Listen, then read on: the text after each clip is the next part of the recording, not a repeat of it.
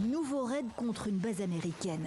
Des images et un message de défiance signé Résistance islamique en Irak.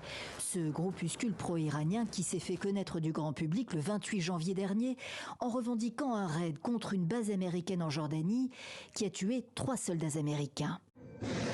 En représailles, les États-Unis et le Royaume-Uni ont répliqué dans la nuit de vendredi à samedi par des frappes ciblant des forces d'élite iraniennes et des groupes armés pro-iraniens en Syrie et en Irak. Ce n'est que le début, ont expliqué les responsables américains qui se sont succédés à la télévision ce week-end. Ce que vous avez vu vendredi n'est que le premier round. Il y aura d'autres actions contre les gardiens de la révolution iranienne et les groupes qu'ils soutiennent. Les groupes liés au régime islamique en Iran, les voici.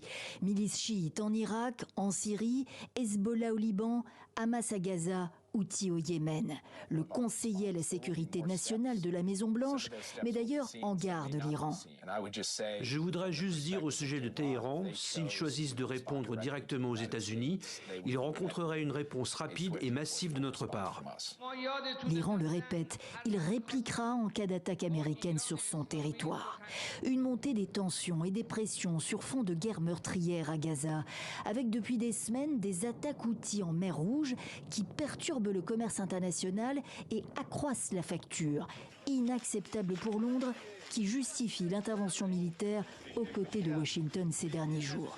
Objectif, désescalade et retour à la stabilité régionale, affirme le Premier ministre britannique. Pour cela, Washington doit intervenir auprès d'Israël, estime cet analyste yéménite. Ce que les Houthis réclament, c'est la fin des opérations militaires d'Israël sur les Palestiniens de Gaza.